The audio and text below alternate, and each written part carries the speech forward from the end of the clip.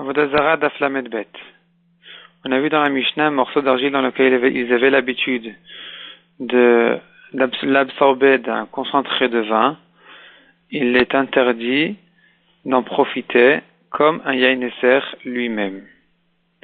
La Gemara se pose la question, s'il veut en profiter, mais pas du goût du vin, mais simplement du morceau d'argile pour appuyer son lit sur ce morceau les pieds de son lit sur ce morceau d'argile, est-ce que c'est permis ou interdit? La Gemara ramène là-dessus une marloquette et la Gemara précise bien que dans un cas où on veut profiter des bouteilles de vin de chez les Goïm, c'est permis, car le vin n'est qu'avalé à l'intérieur et il n'est pas visible lui-même. Donc effectivement, de boire ce qui va avaler des bliotes, du goût de ce vin, des bouteilles, c'est interdit à boire, à consommer, mais à en profiter, c'est permis. Et inversement, les bouteilles de peau, de cuir, les outres de peau, de cuir, sont interdites d'après tout le monde, non seulement pour les utiliser en tant que bouteilles, mais même pour en faire des tapis. Et là, on ne dit pas que, d'après le Mandamar qui permet d'appuyer son lit sur les morceaux d'argile, ici il est bien d'accord que c'est interdit d'en faire des tapis. Et la raison elle est puisqu'il risque d'en déchirer un morceau pour le coudre sur ses propres outres dans un cas où il en a besoin s'ils se sont déchirés. Et dans ce cas-là, il risque de boire du vin qui va rentrer du goût du vin du Yaïnesser qui va pénétrer dans son vin. La marloquette n'est que dans un cas où il veut utiliser donc ce morceau d'argile il ne risque pas de le coudre nulle part et de profiter du vin qui est à l'intérieur. Et c'est là-dessus que nous avons la marloquette, est-ce que c'est permis ou interdit. La Gemara raconte que Rabban Gamliel a bu du vin des bouteilles de Akko et les Chachamim ont été en marloquette sur lui. Deuxième sujet, les pots qui ont été achetés des Goïm, on voit que à l'endroit du cœur, la peau est déchirée sous forme de rond, d'après Rabban Gamliel. Comme une fenêtre à l'endroit du cœur.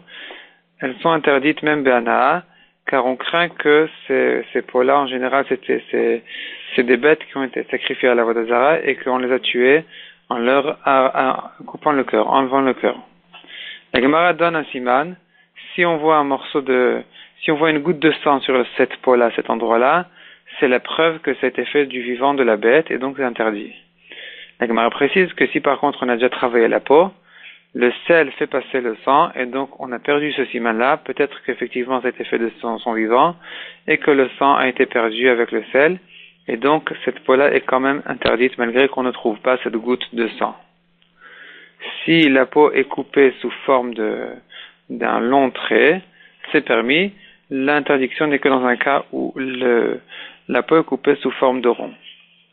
Troisième sujet, la viande qui rentre dans la maison de la Avodah Zarah est permise quand elle rentre.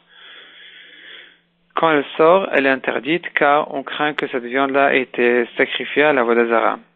Mais quand elle rentre, elle est encore permise et la Gemara précise que ce n'est pas l'avis de Rabbi Elazar qui pense qu'un goy a l'habitude de penser lorsqu'il fait la shrita à sa bête, lorsqu'il égorge sa bête, il a l'habitude de penser à sa Avodah Zarah.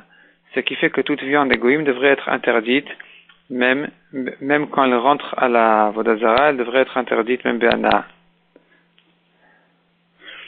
La viande qui sort, donc on a vu qu'elle est interdite. Elle est interdite car on craint qu'elle ait été sacrifiée à la Avodah Zarah. Alors, les sacrifices de la Avodah Zarah sont interdits comme un mort, dont on n'a pas le droit de profiter. Et aussi, c'est métamé, béoel, donc toute la tente, toute la pièce, a une touma spéciale comme un mort.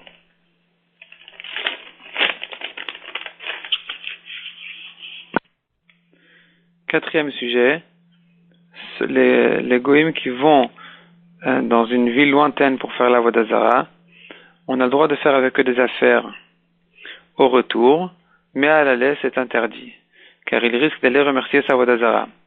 Tandis que si c'est un Israël qui est allé là-bas faire Avodah Zarah, à son aller, c'est permis de faire avec lui des affaires, car on se dit qu'il va sûrement regretter, sauf s'il est un moumar, il a l'habitude de faire Avodah Zarah, donc lui, il va pas regretter, donc c'est interdit même à l'aller.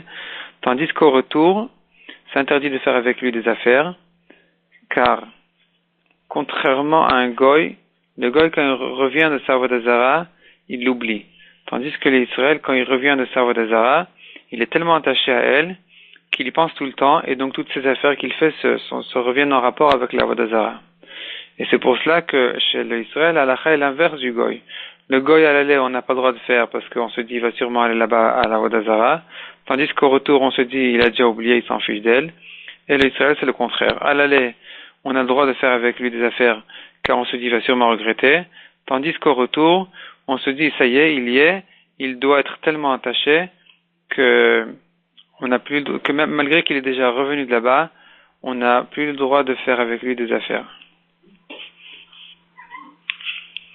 A priori, la raison pour laquelle on voit cette différence-là entre le juif et le goy, quand il revient de sa Avodah Zarah, que le goy, quand il revient de sa Avodah Zarah, il oublie, tandis que le juif, il est encore attaché à elle. Dans le Pshat Pashut, on dirait que le Pshat, il est le suivant.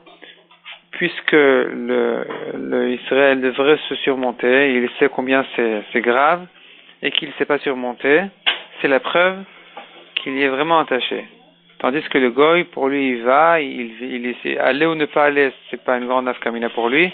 S'il est allé, c'est pas la preuve qu'il est attaché. Quand il revient, donc il a sûrement oublié déjà ce qui s'est passé, et il y pense plus.